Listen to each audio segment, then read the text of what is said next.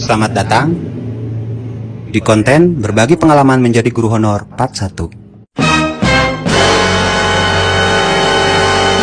Pada video kali ini, saya akan menceritakan sepenggal pengalaman saya yang sudah menjalani karir kurang lebih selama 12 tahun menjadi seorang guru honor. Pada saat itu, sekitar tahun 2015, ketika awal-awal saya menjadi seorang guru honor, ada sebuah kejadian di mana ada seorang siswa kami yang meninggal dunia. Dan seperti biasa, saya beserta peralatan guru datang bertakziah ke rumah almarhum. Pada saat itu, kebetulan posisi duduk saya itu bersebelahan dengan ibu almarhum. Dan pada saat itu kebetulan juga saya melihat ada seragam almarhum yang tergantung di tembok. Mungkin di paku bekas dipakai sebelum almarhum sakit. Entah kenapa saat itu mata saya tertuju terus-menerus kepada baju yang tergantung di tembok saat itu. Dan kebetulan juga pada saat itu mungkin ibunda almarhum itu ngeh dan melihat saya, kenapa saya terus memandangi baju yang tergantung di tembok tersebut. Lalu ibunda almarhum menegur saya dan dia tiba-tiba berkata seperti ini. Saya masih ingat pada waktu itu.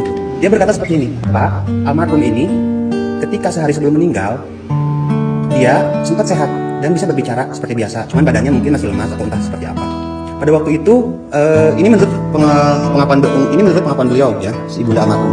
Pada waktu itu ibunda almarhum akan membereskan atau mencuci seragam yang tergantung itu. Dan almarhum melihat. Pada saat itu almarhum secara refleks langsung berbicara pada ibunda almarhum.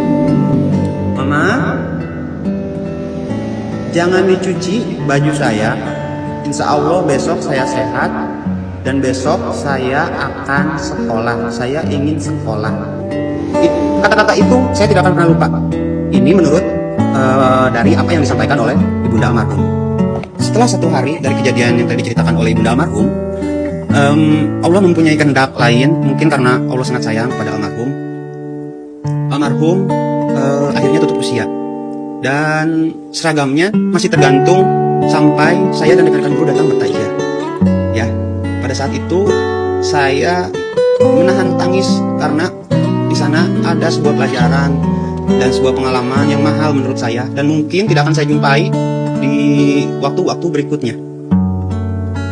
Jadi untuk anak-anak Bapak, ya, hikmah dari kejadian barusan itu, Bapak hanya bisa berpesan, anak-anakku, di setiap waktu pasti terdapat kejadian di dalamnya.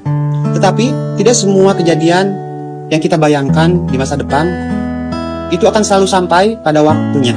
Jadi, jangan biarkan waktu berlalu tanpa usaha, karena waktu hanya akan memberikan hasil bagi mereka yang menjemputnya.